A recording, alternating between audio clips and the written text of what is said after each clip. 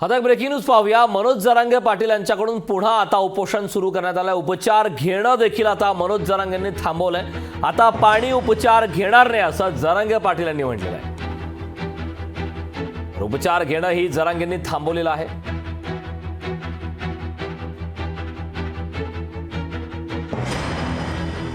उपचार घेणं मनोज जरांगेंनी थांबवलंय। खरं तर मनोज जरांगे पाटील अद्याप आपल्या भूमिकेवरती ठाम आहेत। त्यांनी पुन्हा एकदा उपोषणाला सुरुवात घेतलेली आहे। आता मात्र पाणी आणि उपचार घेणार नाही असा निर्धार मनोज जरांगे पाटील यांनी केलेला आहे।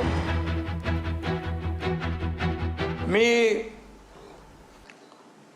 मनोज जरांगे पाटील यांना देखील आवाहन आणि विनंती करतो की आम्ही जे बोलतो ते करतो आणि म्हणून सरकारने 3-4 महिन्यामध्ये हा सगळ्यात मोठा प्रश्न आज मार्गी लावलेला आहे। हा मराठा समाजाचा विजय आहे, हा मराठा ऐक्याचा विजय आहे आणि हा जिद्द आणि चिकाटीने ध्येयाने दिलेल्या लढ्याचा विजय आहे।